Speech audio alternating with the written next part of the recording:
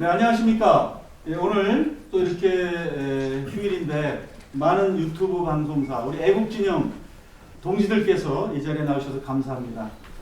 오늘 그 김문수 서울시장 예비후보님의 유튜브 방송 합동 인터뷰를 진행을 하도록 하겠습니다. 지금 그 언론이 많이 편향되어 있기 때문에 우리 애국진영에서는 사실은 많이 답답했습니다. 그러다 보니까 많은 동지들께서 유튜브 방송을 통해서 많은 정보를 국민들에게 지금 알려드리는 것을 통해서 그런 것들을 이제 바로잡고 있는데요. 제가 조사를 해보니까 한 40여 개의 애국진영 유튜브 방송이 있더라고요. 오늘 그 중에 열 몇 개 되신 주요 유튜브 방송사들이 다 이 자리에 와 주셨습니다. 아시다시피 미국 대통령 선거에서 트럼프가 이 유튜브 방송으로 당선된 거 다 아시죠?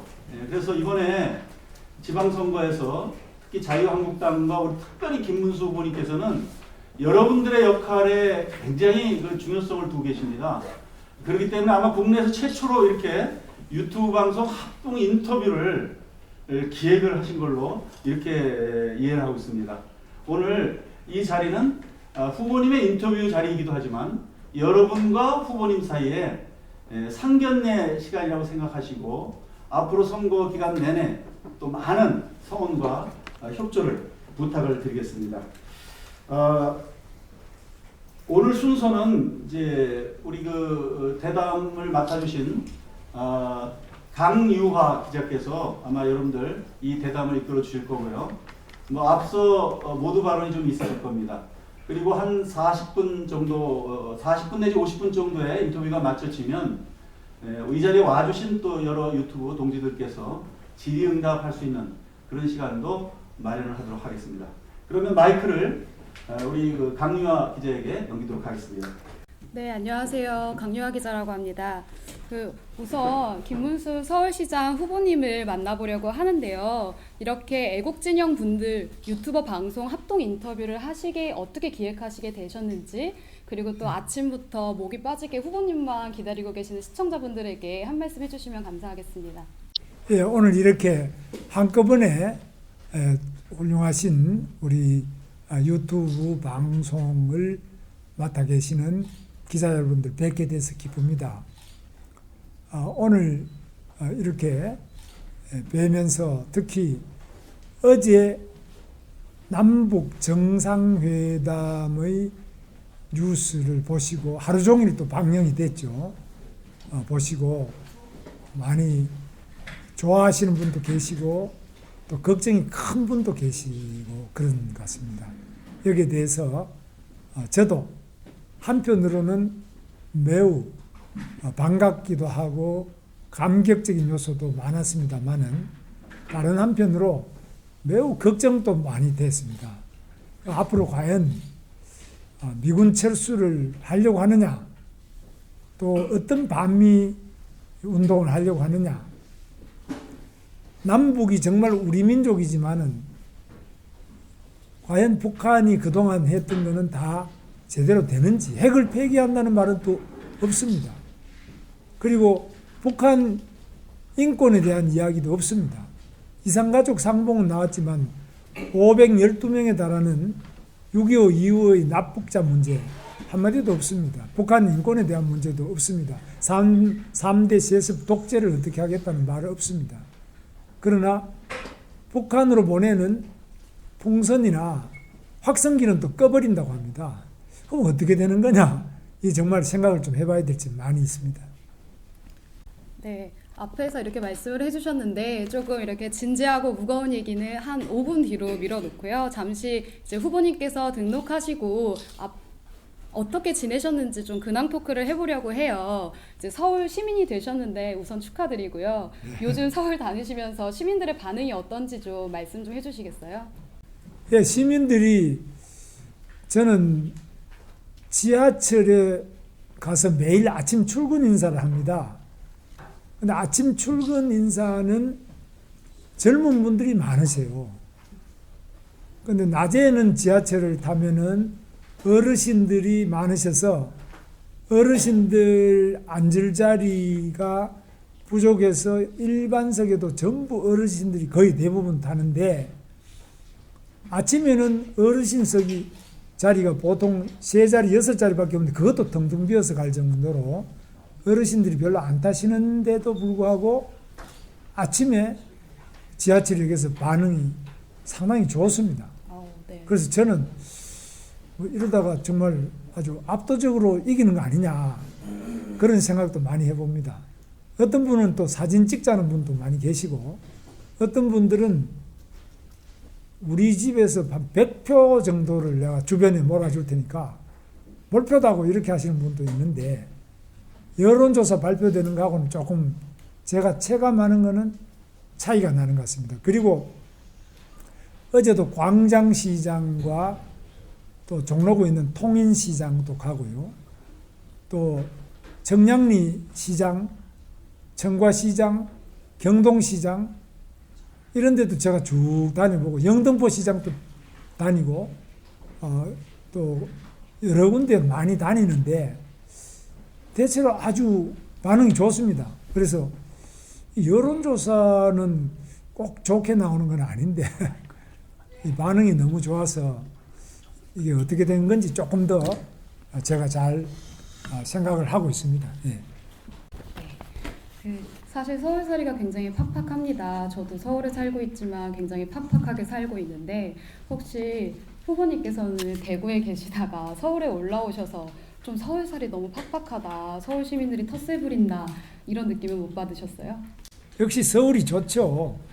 편리하고 아주 지하철도 잘 돼 있고 좋습니다. 그런데 문제는 서울의 집값이 너무 비싸요.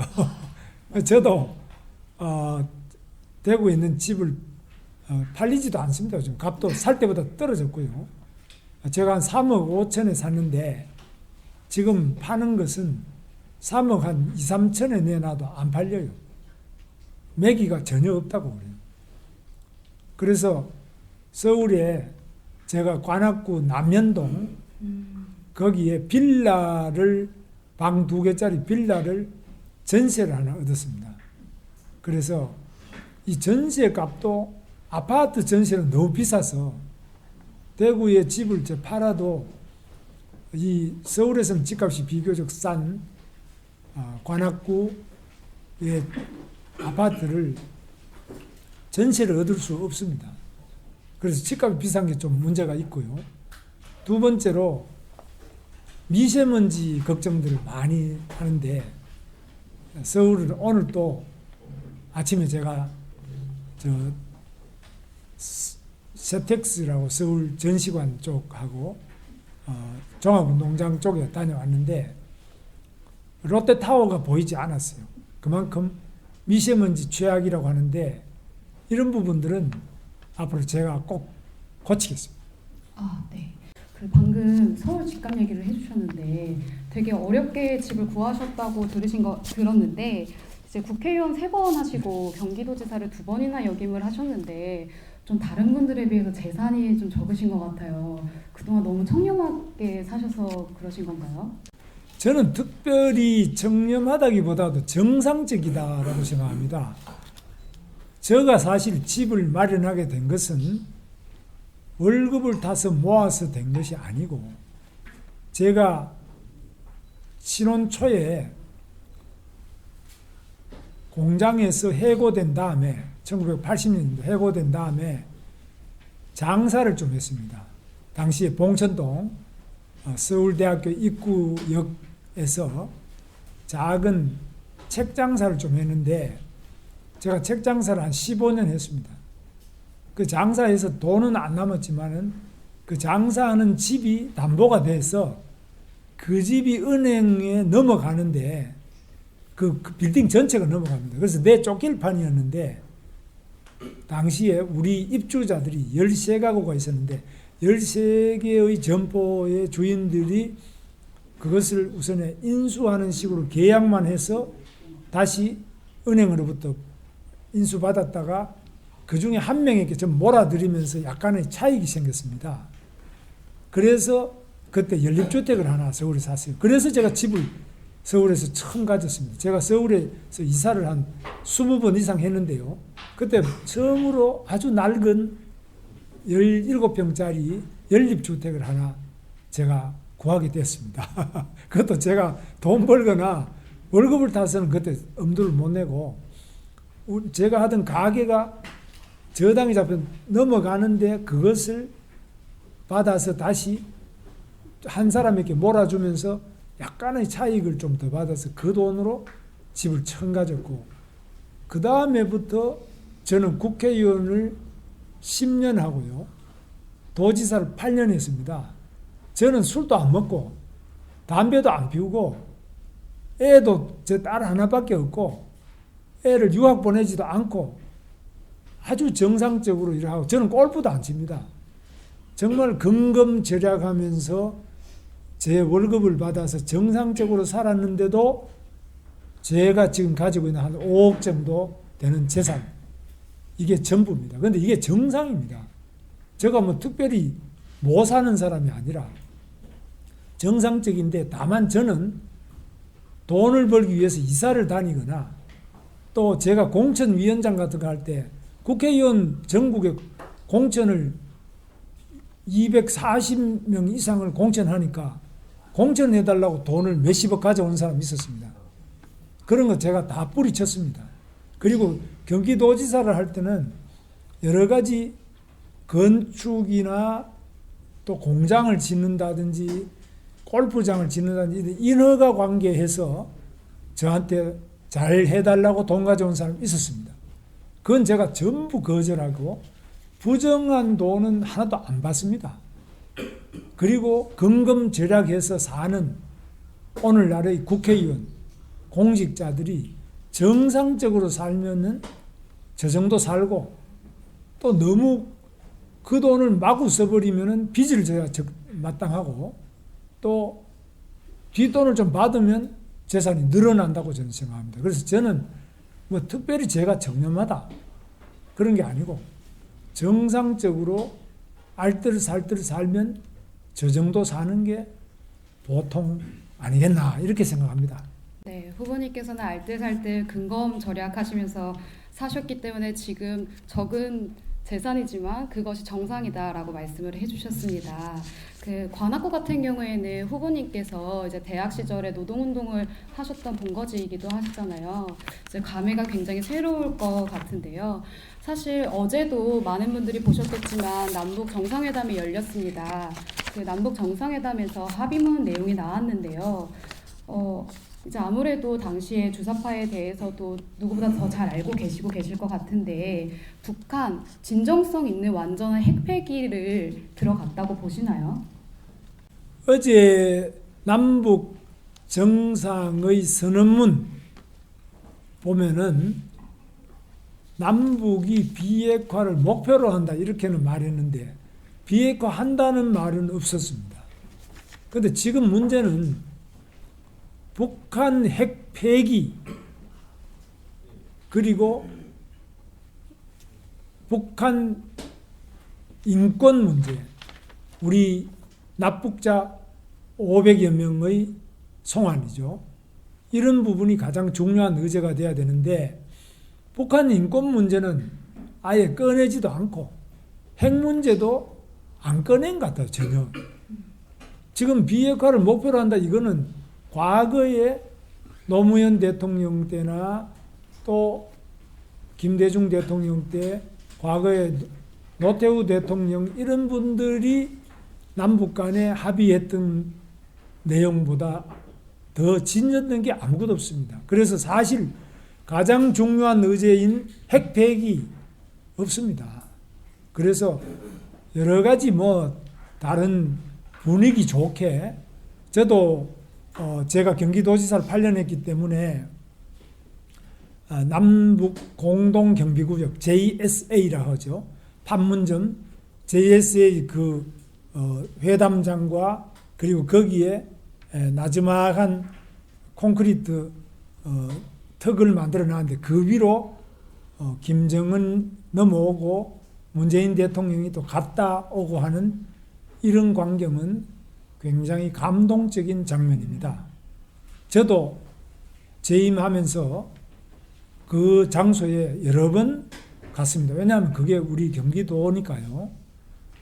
그리고 대성님 아래 가서도 제가 며칠 잠을 자면서 지내고 이렇게 했는데, 그러나 우리나라 대통령이 거기 넘어가서 김정은도 또 같이 손을 잡고 넘어오고 넘어가고 하는 이런 거는 역사상 처음입니다. 사실입니다. 그러나 중요한 것은 그런 점이 우리의 관심의 핵심은 아니고, 그것은 그야말로 안주 비슷한 거고, 원 내용은 바로 우리 한반도에서 북한이 핵을 만들어서 미사일까지 미국까지 쏘는데, 미사일보다 더 문제가 좀 핵을 폐기하는 겁니다. 전 세계가 핵을 폐기하냐 안 하냐 이걸 보고 있습니다. 어제 북한이 핵을 폐기한다고 선언하고 진짜 핵을 폐기한다면 저도 나와서 직접 박수를 치고 상당히 기뻐했을 겁니다. 그런데 그 말은 하나도 안 하고 그냥 뭐 딴 이야기, 그 냉면이 뭐 평양냉면이라든지 뭐 냉면 기계를 가져왔다든지 그것도 의미는 있습니다만은, 원래 중요한 점은 핵 폐기가 가장 중요하고 그 다음에 북한 인권, 이 두 가지가 어제 의제의 핵심 의제가 되고, 그 분야에서 진전이 있다면 저도 박수를 보냈을 것인데 그 이야기가 안 나오고 다른 이야기만, 주변의 변죽만 울리고 끝났다는 점에서 저는 매우 걱정이 되고, 그 중에 평화협정이 있습니다. 남북 간에 평화협정을 한다는 말은 미군의 철수를 전제로 하는 북한의 70년 넘는 주장입니다. 북한은 계속 평화협정이라는 이름 아래 미군을 철수해라.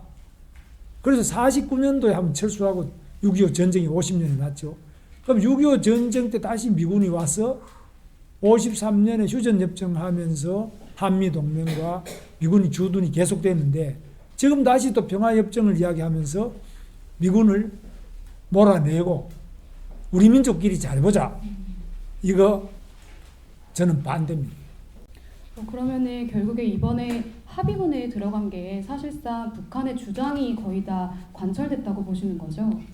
그렇습니다. 우리 어제 합의문을 보면은 북한이 이야기하는 것, 북한이 주장하는 것 여러 가지가 많이 들어있는데, 핵심이 평화협정, 그리고 또 NLL을 관련된 문제, 이런 것들은 북한이 이야기하는 것들이 많이 반영이 됐습니다. 그래서 우리가 주장하는 건 핵 폐기가 제일 중요한 거 아니겠습니까? 우리가 뭐 북한에 돈을 받겠습니까? 기술을 배우겠습니까?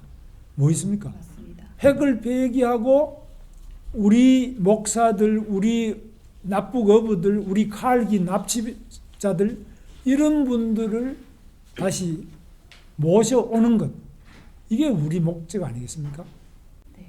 그렇게 보면은 결국에 북한은 적화통일 의지를 버리지 않았다고도 볼 수 있는데, 사실상 어제 우리나라에서는 이제 국가 정상급 예우를 해주면서 사실상 국가 정상으로 김정은을 인정을 했습니다. 그래서 육해공군 이제 의장대 사열이 문제가 됐었고요. 한쪽에서는 너무 창피한 일이다. 어떻게 적군의 수장에게 우리가 사열을 할 수 있느냐, 이런 이야기가 나왔는데 이 부분은 좀 어떻게 보시나요? 저는 남북 정상회담을 하는데 그 의장대 사열이든지, 그리고 또 적국이지만 예의를 갖춰서 만나는 것은 저는 좋다고 봅니다. 그러나 문제는 할 이야기를 해야 되는데 할 이야기를 안 하는 문재인 대통령, 정말 대한민국 대통령인지 아니면 북한 대통령인지, 저는 그 점에 대해서는 매우 안타깝게 생각합니다. 대한민국 대통령이라면 마땅히 핵을 폐기하자. 그리고 당신들이 기습 공격을 해가지고 연평도 주민도 죽고, 천안함 또 폭침이 돼서 46명의 용사가 다 죽고, 뭐 이런 이야기를 하고 그다음에 우리 납북자들 다 좀 돌려보내라. 이렇게 이야기하는 거는 일국의 대통령이 상식적인 거 아닙니까? 그런데 그 이야기를 한마디도 안 했다는 거예요. 이런 건 안 하고 엉뚱한 이야기만 시근하고 있다. 그래서 좀 본질을 벗어난 소위 말하는 음식을 잡수었는데 반찬만 먹다가 밥이나 국은 하도 내오지도 않는 이런 음식을 먹고 온 거 아니냐 그런 생각이 듭니다. 네, 사실 자유한국당 홍준표 대표님께서도 이번 남북 정상회담에 대해서 쇼에 불과하다, 김정은 말을 그대로 받아 적어온 것 같다라는 평가를 해주셨어요. 사실 후보님께서는 전에 청와대 주사파 이야기도 하셨는데 이번 남북 정상회담 어떻게 보면은 청와대 주사파의 기획으로 볼 수 있을까요? 저는 청와대 지금 친북 주사파 임종석 비서실장이 대통령 옆에 앉잖아요. 이런 일이 있습니까? 이건 아마 우리나라 역사에도 없습니다. 그리고 임종석 비서실장이 준비위원장이다 하는 것까지는 그건 저는 그것도 문제가 있습니다만은 비서실장은 비서죠, 그야말로. 그런데 비서실장이 대통령 옆자리에 앉고 통일부 장관이나 외교부 장관은 전부 다 그 비서실장 밑에 쭉 앉는데 대한민국 국가서열이 있습니다. 네. 국가서열은 이 법률에 명시되어 있습니다. 법률에. 그냥 제가 하는 말씀이 아니고 법률에 대통령, 유고 시에는 국무총리, 국무총리가 또 유고가 생기면 외교부 장관, 그 다음에 이렇게 통일부 장관 쭉 그 순위가 있습니다. 비서실장은 거기 족보에 없는 그런 위치입니다.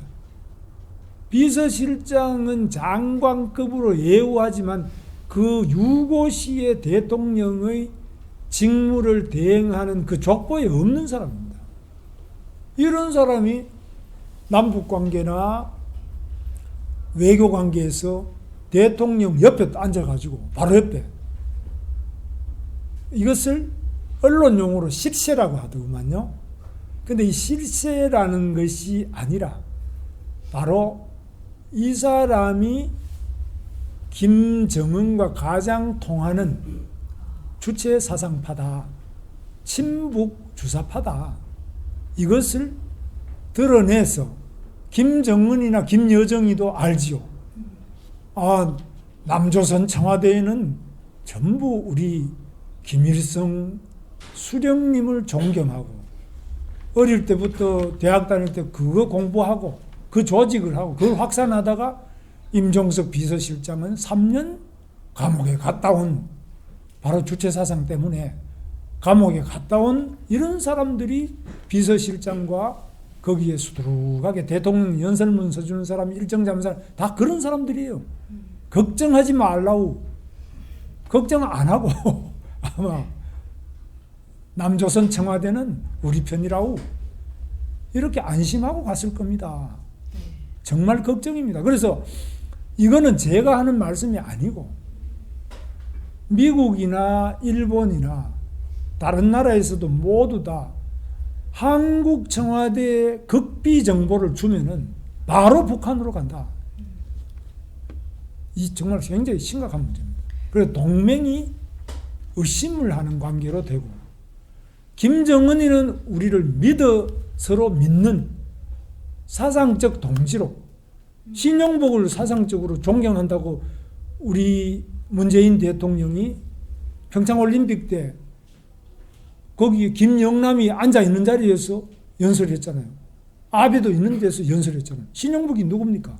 바로 김일성 사상가일 뿐만 아니라 김일성이 당시에 하는 그 노동당의 대남 지하 혁명당, 통일혁명당의 아주 대표적인 인물로서 징역 20년 산 사람입니다. 그러니까 이런 부분에 대해서 매우 다들 걱정을 하고 있습니다. 저도 걱정합니다. 저는 과거에 주사파들하고 감옥을 제가 2년 6개월 같이 살았고 네.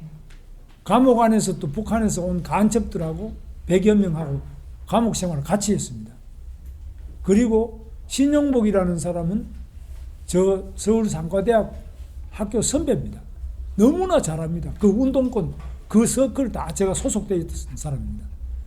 이런 너무너무 잘못된 사상을 가진 사람들이 잘못된 행적 때문에 감옥 갔다 온 사람이 반성 안 하고 계속 대북관계를 하는 이 주역이 돼 있다. 그리고 당연히 대통령 옆에는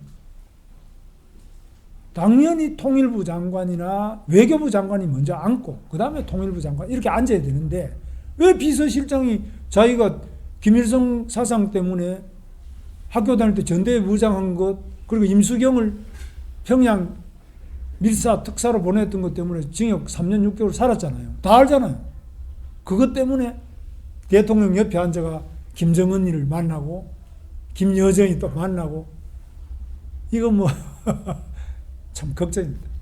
여전히 청와대 이 주사파 출신 운동권 인사들이 많이 들어가 있는 상황에서 그들이 사상적으로 전향을 안 했다고 조금 보시는 것 같은데 얼마 전에 이제 수감 중이실 때 수감 생활을 하는 도중에 단파 라디오에서 대남 방송을 듣고 실제로 그것을 듣고 지령을 받았던 인사들이 청와대에 들어가 있다고 말씀을 해주셨어요.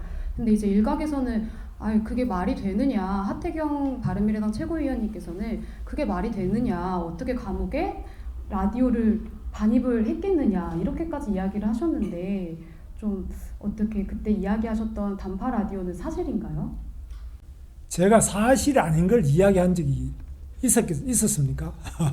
제가 사실 아닌 이야기를 했으면 이 자리에 앉아 있겠습니까? 그래서 저는 사실을 항상 말합니다.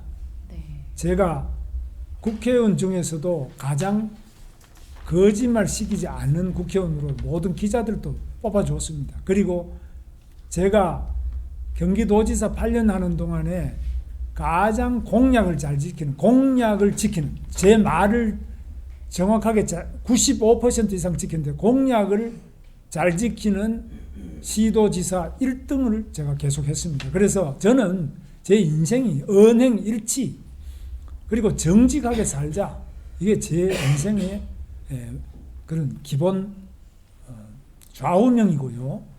지금 문제는 감옥에서 단파 라디오만 갖고 들어온 게 아니고 이불을 덮어쓰고 그거 다 감옥의 규정에 위반입니다. 위반인데 그 위반된 일을 또 저녁에 그 대남 방송을 들어가지고 북한의 김일성 사상을 가르쳐 주고요.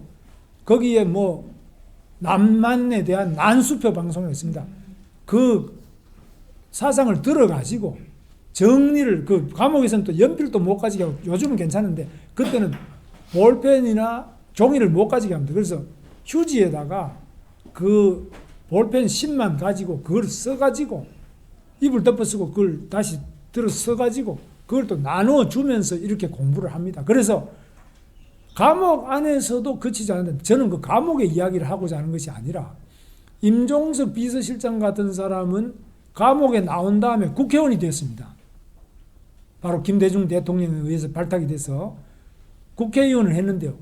국회의원 할 때도 남북 경제 교류 협의라고 경문협의라는 경제문화교류협의회를 만들어가지고 거기 이사장을 했는데 그게 뭐 하는 거냐? 북한의 방송의 화면을 쓰면은 대한민국의 KBS, MBC, SBS가 돈을 사용료를 내가지고 그 돈을 모아가지고 수십억을 북한에 또 보내는 이런 일하고 지금도 그 짓을 하고 있습니다. 지금 청와대 가면서 그만뒀습니다만은 이게 그런데 이게 말이 됩니까? 그래?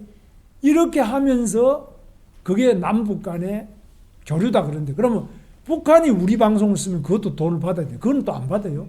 그래서 이게 일방적으로 북한에 도움이 되는 법을 만들고 그 돈을 갖다 주고 그런 기구를 만들고 거기 그 법을 만들고 그 기구의 이사장이 되어서 그 일을 하던 사람이 한마디 반성도 없고 사과도 없고 변했다는 걸 말하지 않고 청와대에 가서 비서실장을 하는데 어제 앉은 걸 보니까 왜 그러면 대통령 옆에 임종석 비서실장이 앉았느냐? 아, 김정은이가 좋아하니까요. 뭐 이렇게 했죠, 속으로는.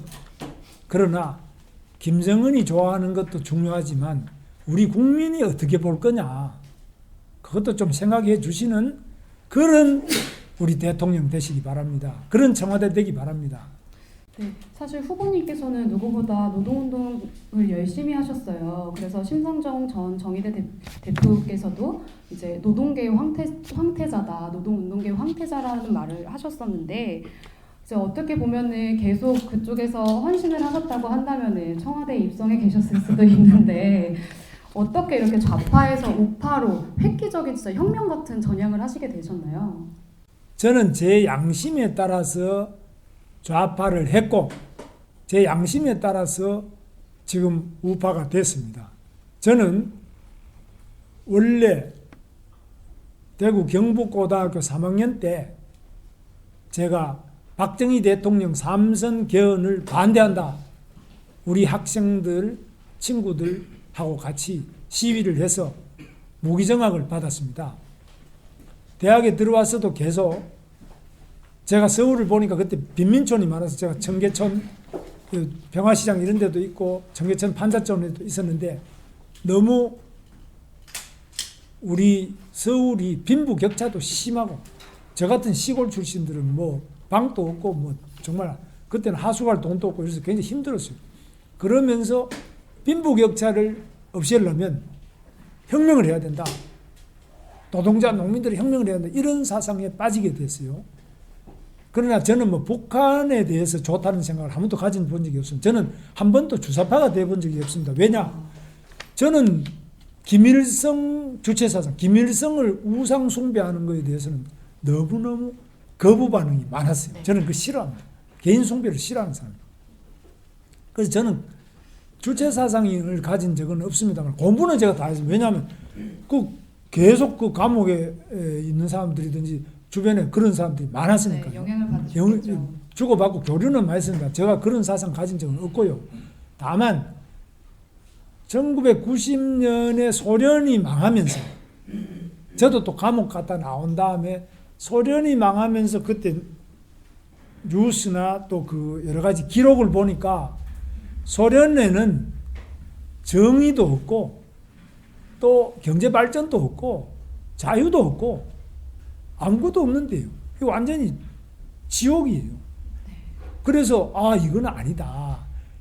공산주의, 사회주의 이론은 만인이 평등하고 만인이 정의롭게 만인이 잘 살 수 있다, 그렇게 했는데 내용을 깨보니까 불평등하고 공산당만 간부만 잘 살고 너무너무 가난하게 이렇게 사는 걸 보고 이건 아니다. 그래서 생각을 바꿔서 그 다음에 1994년에 우리 당에 들어와서, 당시에 민주자유당입니다. 민주자유당에 들어와서 지금 자유한국당까지 저는 한 번도 탈당하지 않고 지금까지 24년여간 이렇게 우파로서 자유민주주의, 시장경제, 자유기업주의자로서 이렇게 활동하고 있습니다. 네, 사실 이번에 선거에 출마를 하셨기 때문에 이기시는 게 중요합니다. 그리고 이제 아까도 좌파 광풍 시대를 막겠다고 출마를 하셨는데 이렇게 북한이 여전히 변하지 않고 많은 분들이 북한에서 인권 없이 살고 있고 자유가 없는 세상에서 살고 있지만 여전히 좌파를 추종하고 좌파에 빠져 계시는 분들이 있는데, 과연 우리 국민들은 자유민주주의 수호를 하겠다는 한국당과 그리고 김문수 후보님께 손을 들어드릴까요? 글쎄, 지금 이제 우리 당이 문제가 많이 발생했습니다. 박근혜 대통령이 탄핵되고 구속되고 지금 1심에서 24년이 나왔습니다. 좀 가혹하지만 이게 현실입니다. 또 이명박 대통령도 또 감옥에 갔습니다.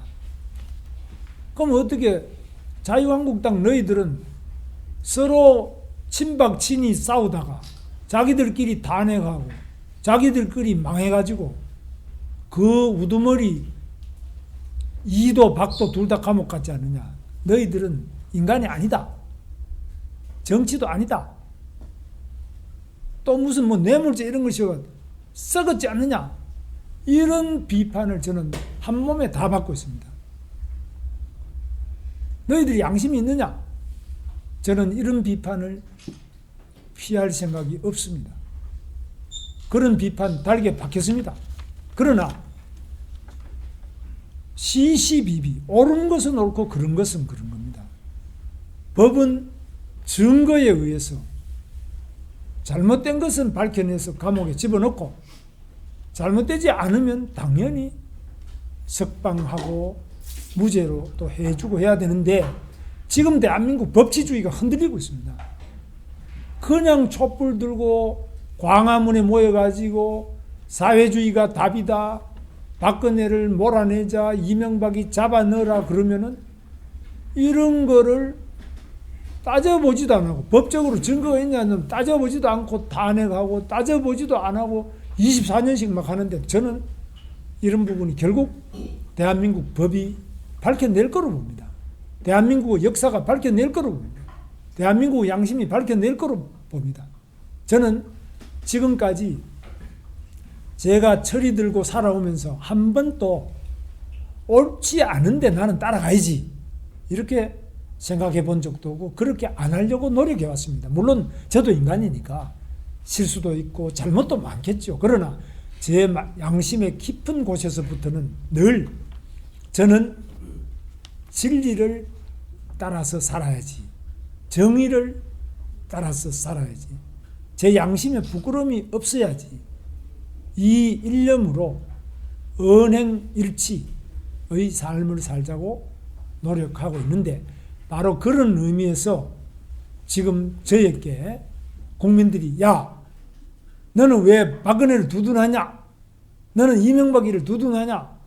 너는 자유한국당을 왜 일방적으로 두둔하냐? 그런 이야기에 대해서 저를 성찰도 하지만 그것이 아니라 저는 진리와 양심과 역사를 따라서 살고자 하는 사람입니다. 네. 이번에 같이 후보님과 경쟁자로 나오신 분이 박원순 서울시장이세요. 서울시장님이 이제 3선에 도전을 하시게 됩니다. 이제 10년 혁명을 완성하고 싶다 이렇게까지 박원순 시장님이 이야기를 하셨는데 사실상 뭐 그때 더불어민주당에서 경쟁을 하셨던 우상호 의원이나 박영선 의원 모두 박원순 너무 피곤하다. 3선까지 하기에는 피로감이 너무 많이 쌓여있다 이런 얘기를 하셨어요.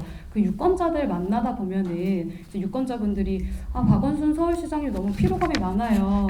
후보님이 좀 돼주셨으면 좋겠습니다. 뭐 이런 말 하시는 분들이 많이 계신가요?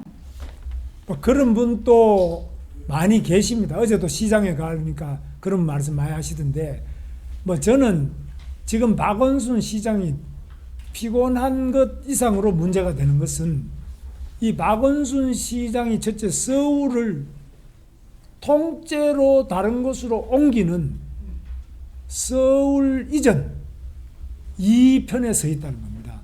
이번에 문재인 대통령이 직접 국회에 개헌안을 냈는데요.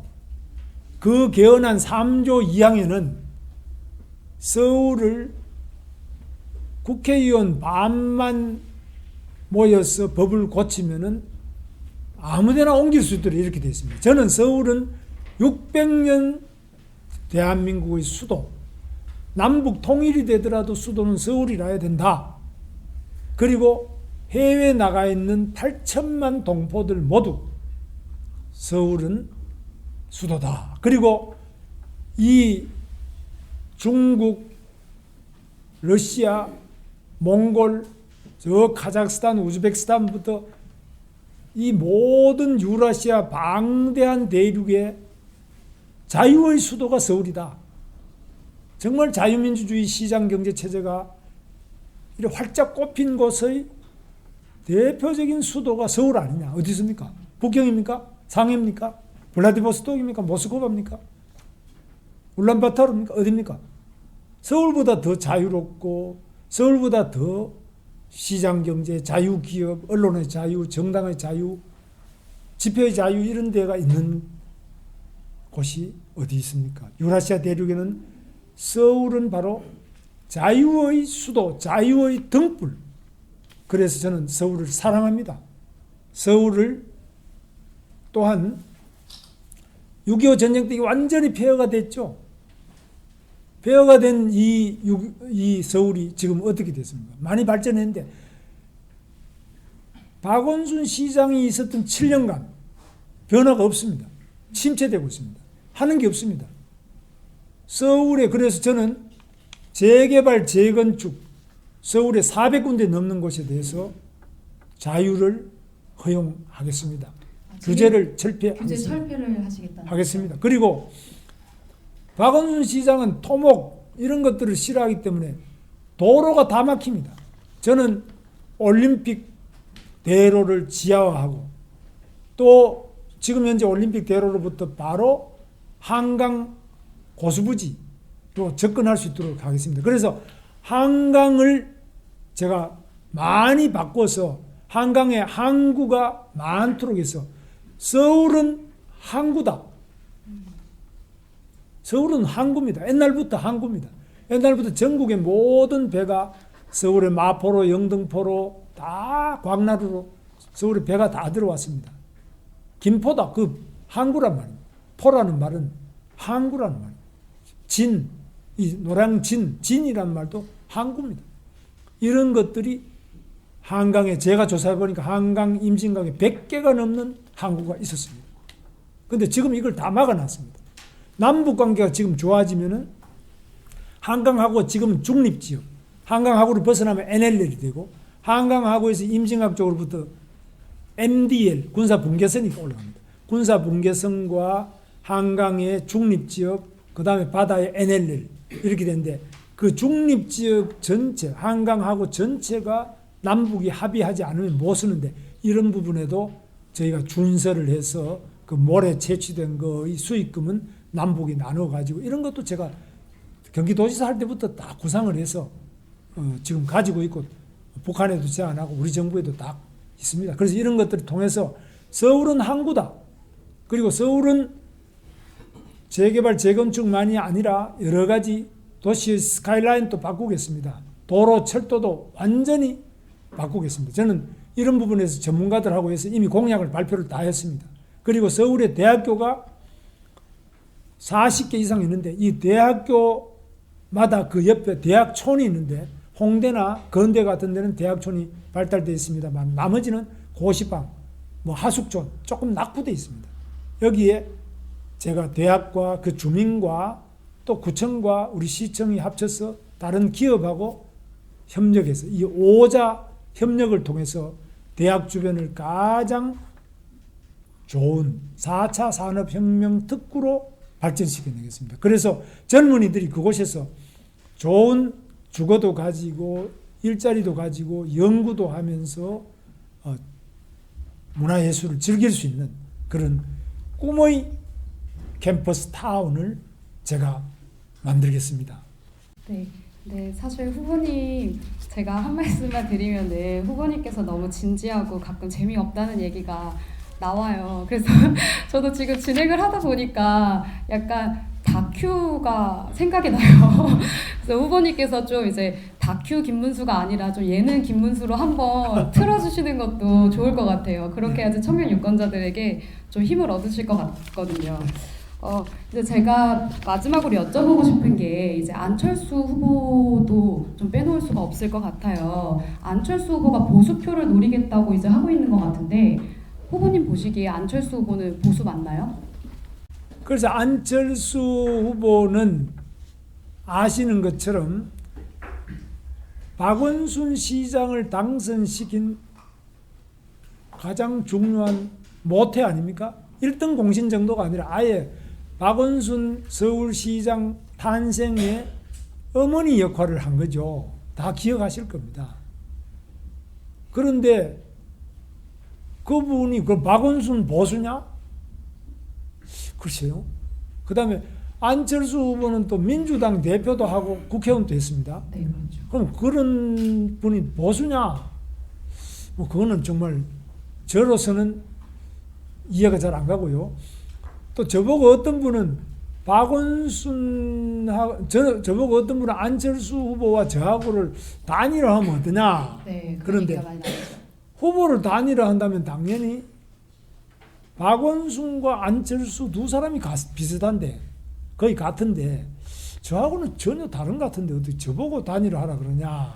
저는 조금 좀 의문표가 있습니다. 네, 안철수 후보님은 한 번 양보를 하셨기 때문에 박원순 시장한테 두 번 양보하는 건 조금 창피하실 것 같고, 이제 만약에 김문수 후보님이 안철수 후보님을 만나신다면 철수야, 이번에는 내가 서울시장 할게, 나한테 쿨하게 양보해라, 이렇게 혹시 말하실 의향은 있으신가요?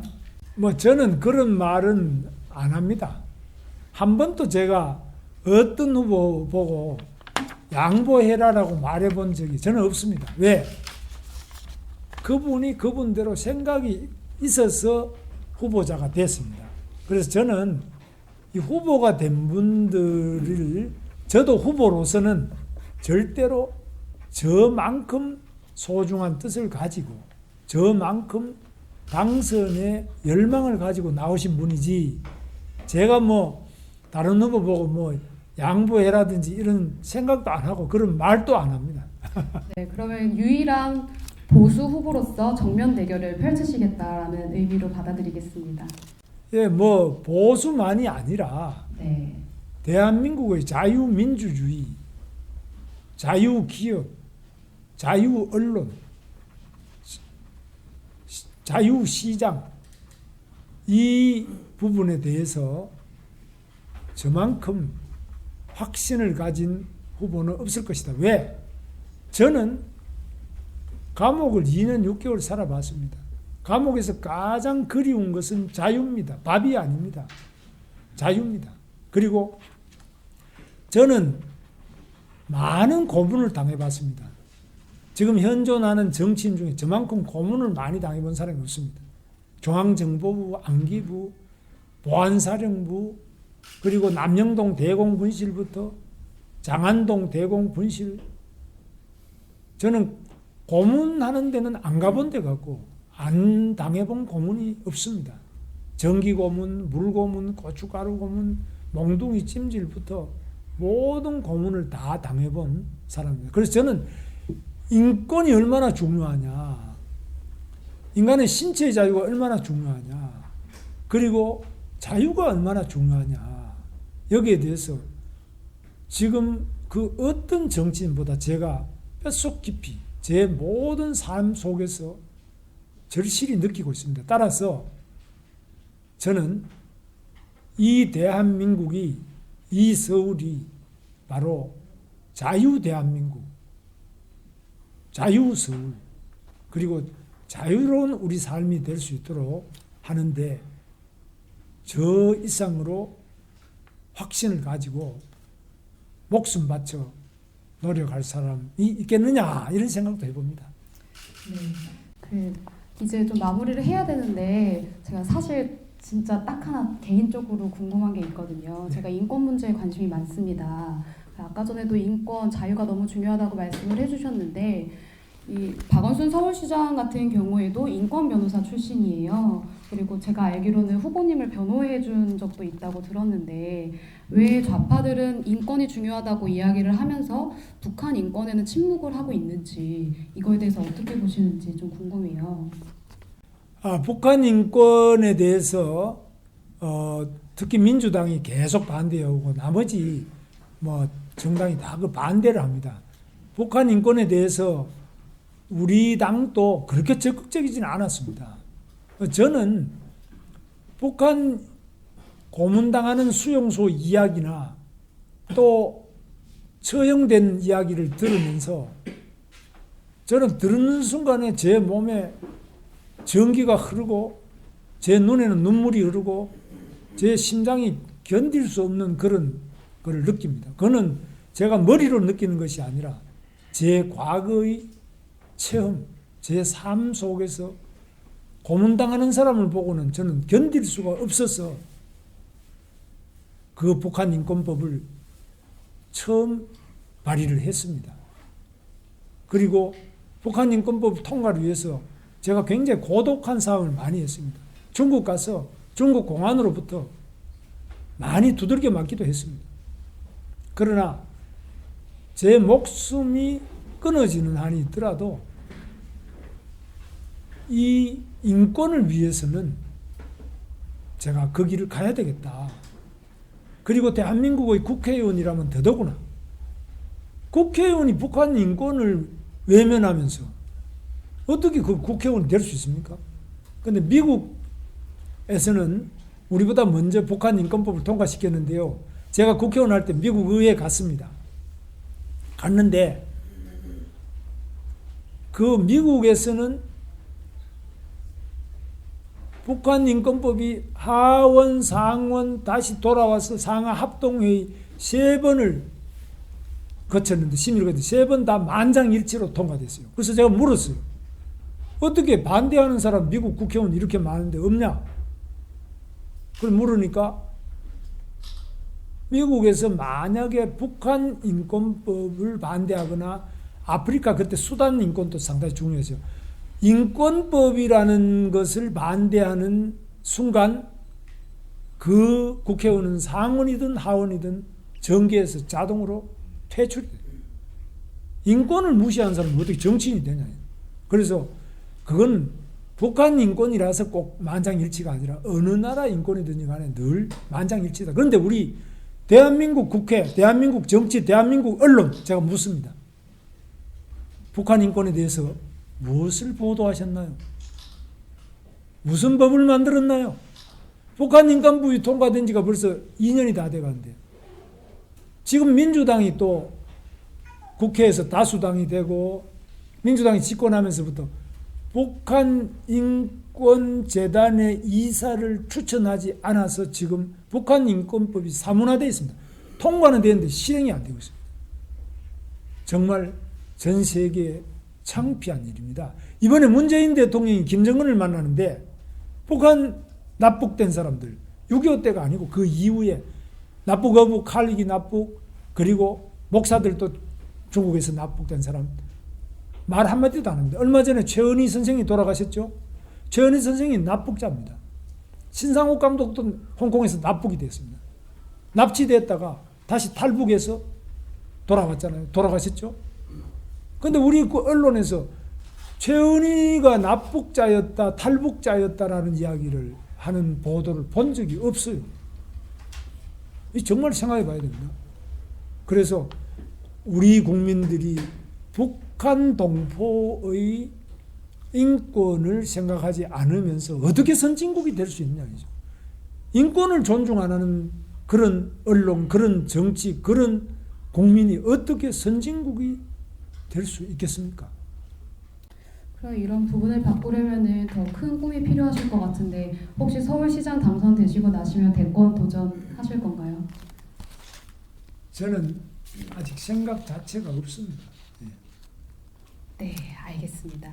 그러면 이렇게 제가 진행하는 인터뷰는 마무리를 해보고요.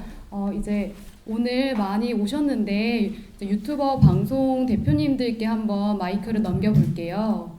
네, 미리 지금 질문이 이렇게 저한테 요청하신 분 먼저 드리고 그다음에 이어가도록 하겠습니다. 먼저 청와대에서 이렇게 질문 먼저 좀 하시죠. 네, 저는 청와대가 아니라 청와대가 아니라 청와대 유튜브 방송을 하고 있습니다. 아까 후보 김문수 후보님께서 안철수 후보한테 양보해라 이런 말 절대 안 한다라고 말씀하셨는데 아마 후보님이 열심히 잘 하시면은 국민들이 먼저 안철수 후보 양보해라 이런 말 할 것 같고요. 제가 궁금한 질문은 소위 진보 좌파 진영에서 특히 운동권을 포함해서 그런 진영에서 안희정 지사 그리고 민명도 의원 그리고 정봉주 전 의원 그리고 강성권 후보자 이런 사람들이 여성과의 불미스러운 일이 최근에 많이 발생했습니다. 그런 것에 대해서 도대체 운동권 좌파 진영들은 여성을 어떻게 생각하기에 그런 불미스러운 일들이 발생하는지 혹시 좀 자세하게 얘기해 주실 수 있을까 질문드립니다. 저는 뭐 그 당사자가 아니라서 제가 말씀드리기 어렵습니다만은 운동권은 혁명을 꿈꿉니다. 혁명 중에 가장 중요한 혁명이 성혁명, 가족에 대한 혁명, 남녀관계의 혁명을 꿈꿉니다. 남녀관계에서도 우리 우파 진영에서는 부부를 제외한 다른 여성과 관계를 가지는 것을 불륜이라고 말하죠. 그리고 또 다른 여성 중에서 특히 자기 아래 사람들에 대해서 지위를 이용해서 하는 것, 이거는 일종의 직권남용의 범죄죠. 그런데 혁명의 생각을 가지게 되면은 모든 것이 혁명을 위해서는 정당화됩니다. 김정은이 김정일, 김일성, 이 기쁨조라는 말을 아시죠? 공산 독재자들은 가족 관계의 그 중요성이나 이런 게 우리하고 다릅니다. 그러니까 성해방. 그래서 이거는 혁명을 위한 수단 도구에 지나지 않습니다. 가족도 친구도 회사의 사규도 기존 법률도 모두 혁명의 하위 개념입니다. 그래서 이런 것에 대해서 죄책감을 안 느낍니다. 혁명을 위해서라면 여성도 또 혁명을 위해서라면 그 성윤리, 성도덕 우리가 생각하는 그런 거하고는 상당히 기준이 다릅니다. 네, 다음 질문은 우리 글로벌 디펜스에서 질문. 예, 알겠습니다. 저는 이제 국방부의 제 글로벌 디펜스입니다. 제가 이제 외국에 이제 투자하시는 분들, 기업인들 쭉 만나보면 하는 이야기가 북한 미사일이 지금 서울에 떨어질 가능성이 매우 높은데 한국은 왜 사드 같은 미사일 방어망을 서울에다가 설치하지 않느냐. 그리고 성주에 있는 것도 왜 미국에서 돈 대줘서 이렇게 설치를 하겠다는 것도 반대를 하냐. 자기들은 불안해서 이 서울에다가 투자를 못 하겠다. 돈도 좋지만은 자기들 가족들 생명이 우선이다. 이런 이야기를 많이 하십니다. 그러면서 짐 싸가 나가세요. 실제적으로 철수를 하시는 거죠. 그러니까 가장 심각한 건 북한 미사일을 해가지고 우리 시장이 되신다면 트럼프 대통령하고 좀 협의를 하셔가지고 서울에다가 사드를 하나 설치할 의향은 있으신지 그거를 좀 물어보고 싶습니다. 그렇습니다. 하겠습니다. 첫째, 지금 서울은 불안합니다. 왜? 북한의 MDL, 그 휴전선으로부터 너무나 가까운 거리에 있기 때문에 제가 이 경기도지사를 하면서 8년간 방위협의회, 경기도 전체의 방위협의회 의장을 8년 했습니다. 이 경기도 방위협의회는 상군사령부와 육해 공군 그리고 미군 모두 협력해서 경기도와 이 서울을 지키는 그 역할을 합니다. 우리나라의 전 전력의 3분의 2 이상이 경기도에 주둔하고 있습니다. 미군 부대도 거의 80% 이상 경기도에 있습니다. 평택도 그 경기도입니다. 그런데 지금 우리나라의 방어에 문제가 있는 가장 큰 문제는 첫째, 국민들이 안보의식이 없다는 겁니다. 북한이 우리 민족인데 설마 우리를 공격하겠느냐? 북한의 핵이 한국을 공격할 리가 있느냐? 이 잘못된 안보의식, 북한을 적으로 보는 것이 아니라 민족으로만 보면서 우리 민족끼리라는 이 생각 때문에 적 개념이 없어진 겁니다. 이게 1번. 그 다음에 두 번째 큰 게 적 개념이 없이 감옥까지 갔다 오고 그렇게 살아오고 그런 사상을 가진 사람이 청와대를 완전히 장악하고 있다는 겁니다. 세 번째로 우리나라 국방 안보의 가장 중요한 평화 유지 체계는 한미 동맹입니다. 미국이 최전방에 주둔하고 한미연합사령부가 용산에 있다는 자체가 서울의 안전에 가장 중요한 안전판이 되는 겁니다. 그런데 지금 미군이 전부 평택으로 내려갔습니다. 제가 경기도지사 할 때 너무 나가면 안 된다. 그래서 전방에 경기도 북부 지역이 인구가 400만 삽니다. 그리고 거기는 포가 직접 날아오고 전번에도 보셨잖아요. 연평도부터 해서 다 포가 날아오잖아요. 그래서 경기 북부 지역의 동두천에 캠프 KC와 캠프 호비가 있습니다. 그럼 의정부에 이사단 본부가 있습니다. 그래서 적어도 동두천에 캠프 KC, 캠프 호비 이 포병입니다. 이 부분은 평택 가면 안 된다. 언제 포를 가져갔다가 또 전쟁 난다고 또 가지고 오겠습니까? 그래서 좀 있어야 된다 했는데 지금 주둔하고 있습니다. 그런데 서울에 있는 한미연합사령부를 용산공원 만든다고 지금 만약에 다 미군의 포스타 한미연합사령부 겸 사령관 겸 미군 사령관 겸 또 유엔군 사령관입니다.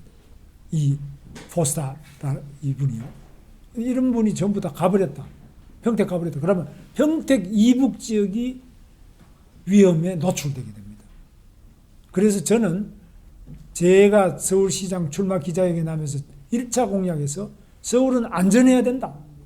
서울의 안전을 책임지는 한미연합사령관, 미군 포스타는 서울의 용산에 그대로 있어야 된다.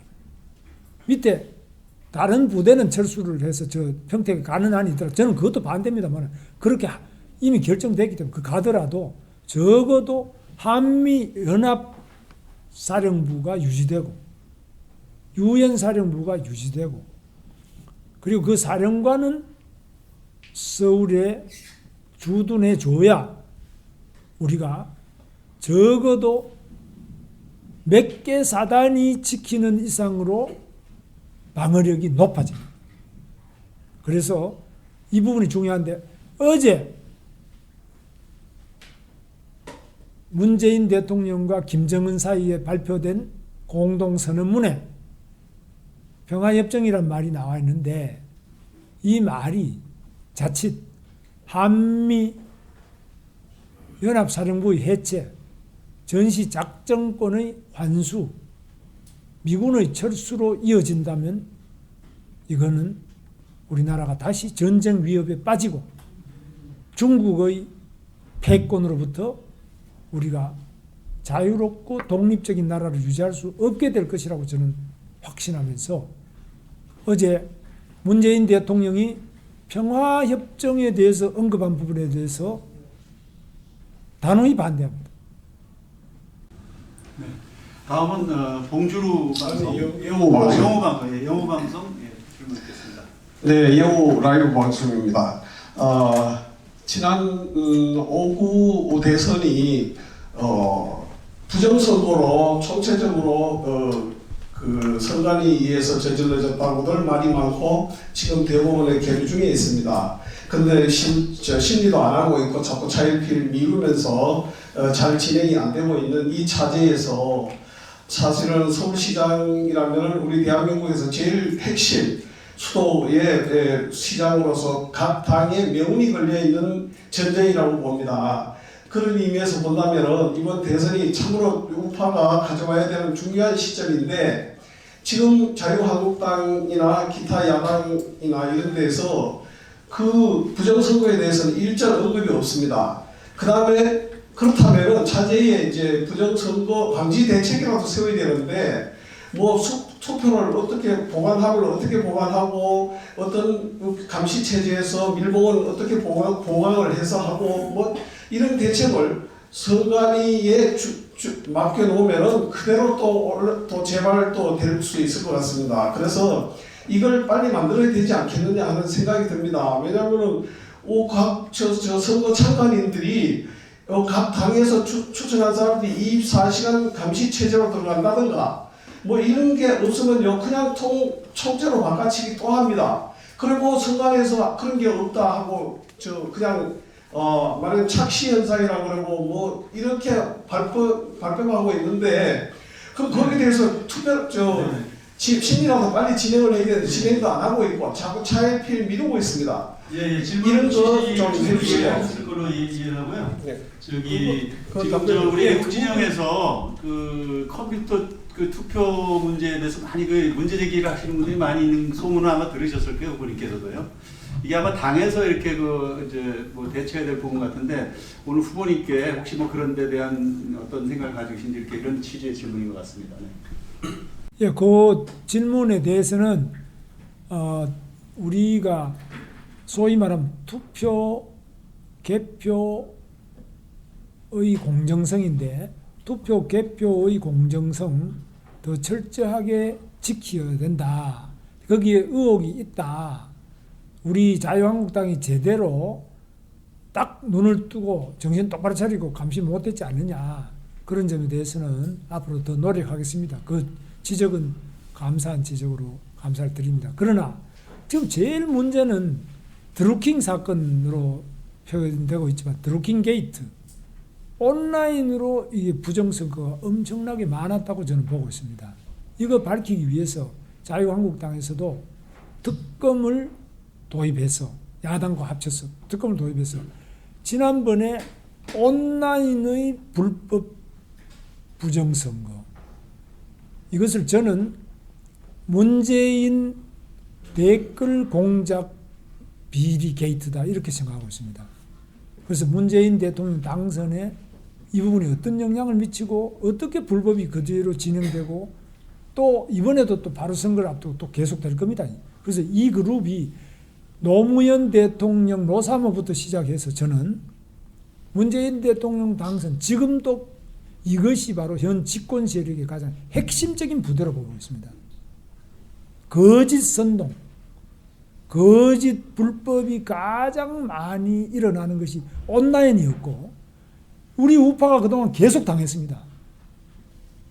네이버부터 시작해서 여러분 다 겪고 계시잖아요. 그래서 오늘 이렇게 많이 오신 것도 이거 안 되겠다.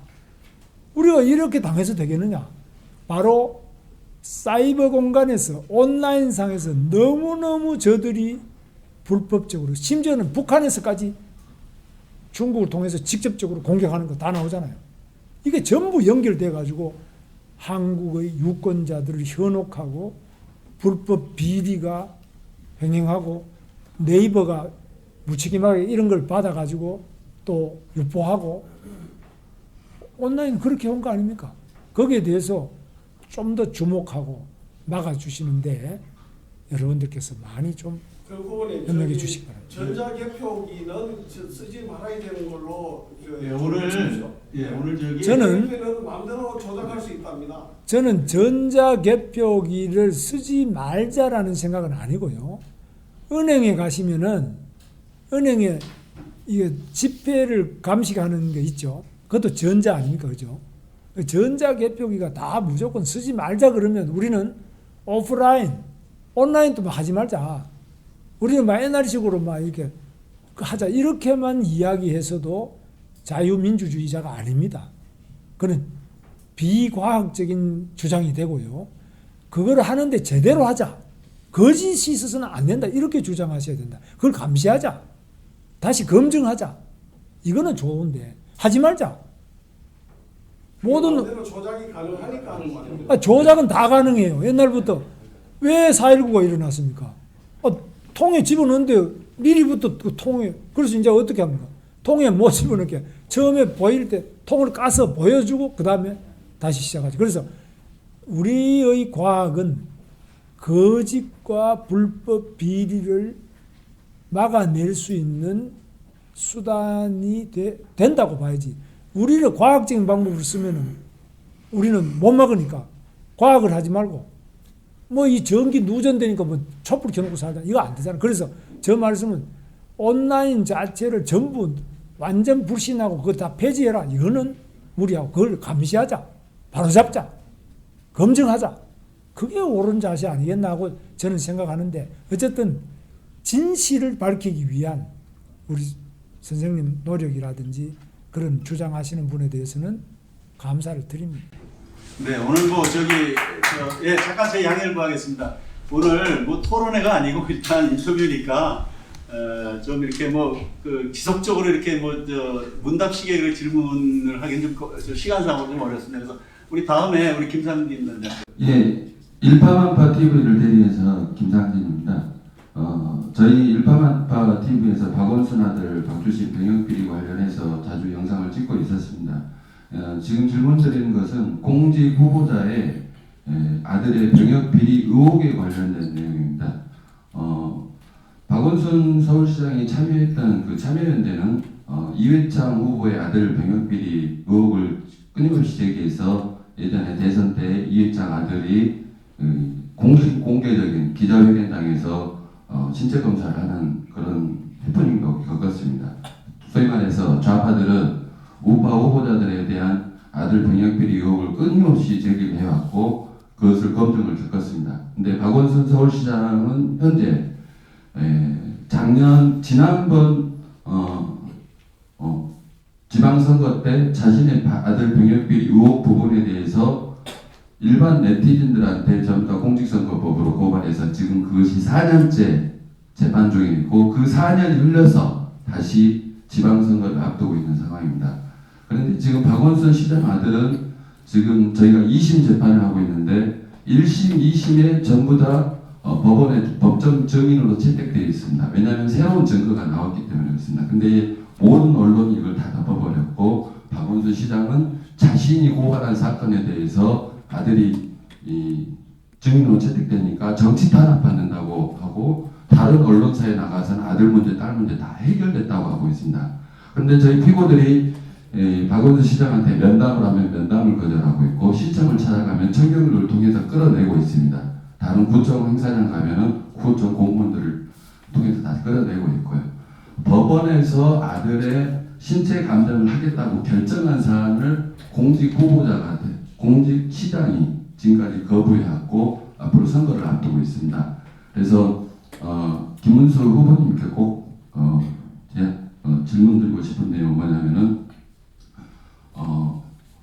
박원순 시장 아들 병역비리 의혹, 지금 현재 영국에서 특별한 직업이 없습니다. 그 후보의 신체 감정을 다시 한번 강력하게 요구할 의향이 있으신지 분명히 박원순 시장은 이걸 유야무야 능구렁이처럼 담 넘어 타고 넘어갈 것입니다. 그리고 다른 이슈를 통해서 그런 내용을 덮어버리려고 할 것입니다. 그래서 강력하게 박원순 시장 아들 법정 증인 소환해서 신체 감정을 다시 한번 하자라고 후보직을 걸고서라도 한번 주장하실 의향이 있으신지 한번 여쭤보고 싶습니다. 예, 그 부분에 대해서도 제가 앞으로 좀 더 파악을 해서 그동안은 제가 보도되는 거나 이런 거는 봤는데 그 재판 과정이나 이런 것들을 더 살펴보도록 그렇게 하겠습니다. 네, 한번 적극 검토를 캠프에서 하게 되리라고 봅니다. 지금 원래는 이제 질문 한 3군데 정도 받고 마치려고 했는데요. 이렇게 한 군데만 더 질문을 받고 미진하다면 다음에 한 2주 후나 선거 진행에 따라서 여러분들 한번 다시 모시고 오늘 공약에서 구체적인 내용을 많이 못했는데요. 우리 후보님이 경기사 8년의 그 내공이 있으셔가지고 서울시정에서 굉장히 그 파악이 다 되어 계시더라고요. 굉장히 저도 그 인터뷰 장면을 들으면 감동이 오는데 그런 부분들을 또 여러분들께서 한번 협조해 주신다면 그때 질문을 또 많이 할 수 있는 기회를 드리겠습니다. 그럼 우리 프리덤 뉴스의 논설위원께서 오셨는데 마지막 질문 받고 오늘 마치도록 하겠습니다. 예, 김문수 후보님의 그 여러 가지 견해나 그 입장 발표를 제가 잘 들었고요.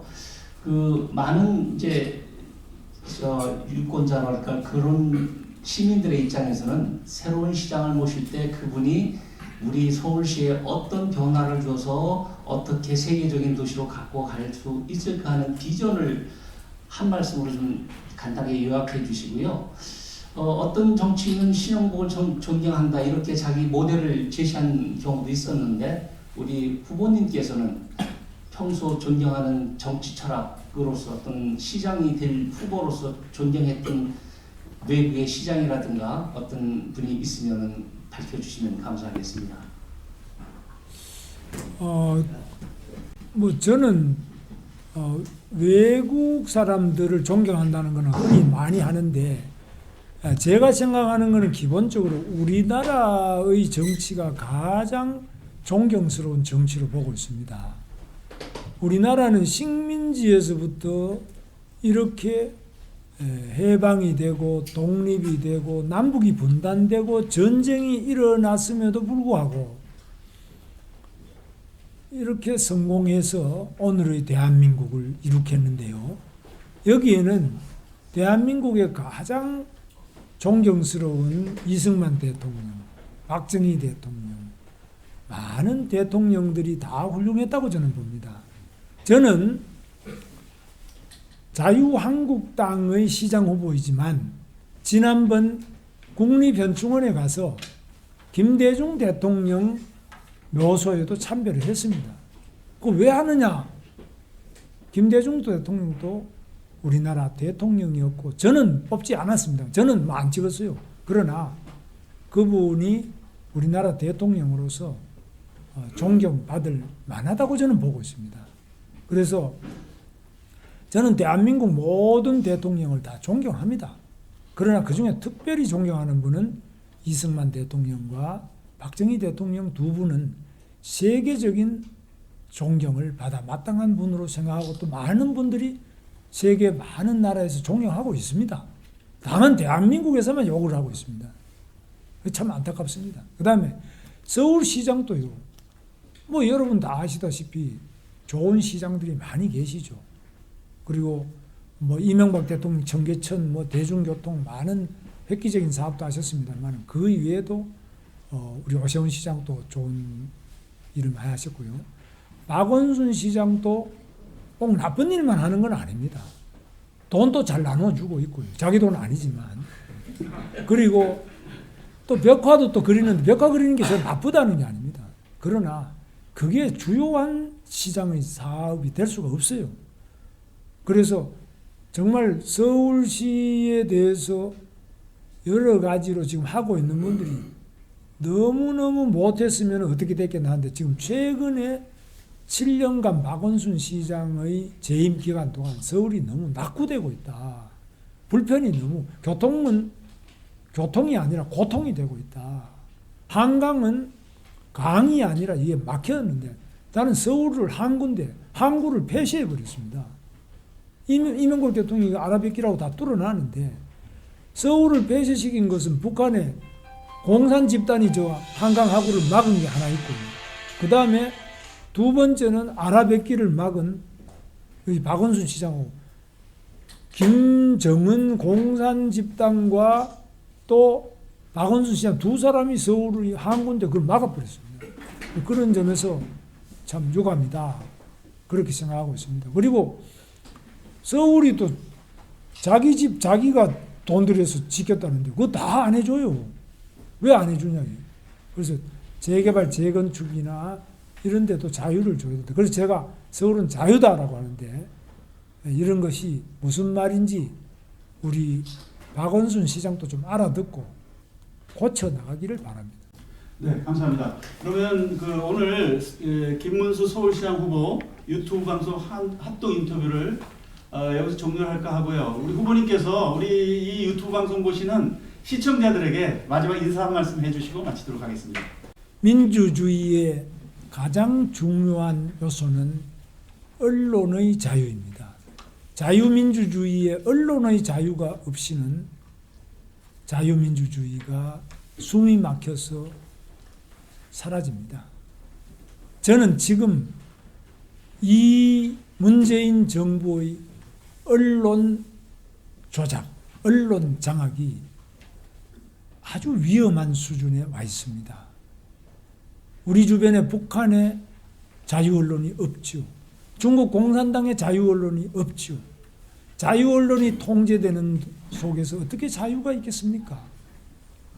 그런데 우리 문재인 대통령은 바로 노조라는 이름으로 언론 노조라는 이름 말에 언론을 완전히 망가뜨리고 있습니다. 언론의 자유를 홍위병식 난동으로 부수고 있습니다. 짓밟고 있습니다. 지금 언론이 어떻게 됐습니까? 걸핏하면 세무조사에 종편이나 일반 방송은 또 허가권을 이용해서 다른 언론에 대해서는 그 사주의 비리를 계속 보도하고 집중적으로 공격함으로써 언론의 자유를 심각하게 위협하고 있습니다. 저는 이런 언론의 자유가 축소되고 위협받는 가운데서 오늘 오신 자유 언론의 움직임이 활발해지고 있고, 오늘도 보니까 이 방송사가 정말 이렇게 많네요. 부럽지 않습니다. 두렵지 않습니다. 희망을 봅니다. 우리 자유 언론을 향한 여러분들의 악조건 속에서의 고군분투 존경합니다. 사랑합니다.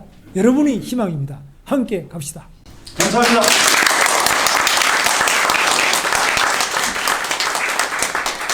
이것을 모두 마치도록 하겠습니다. 감사합니다. 감사합니다.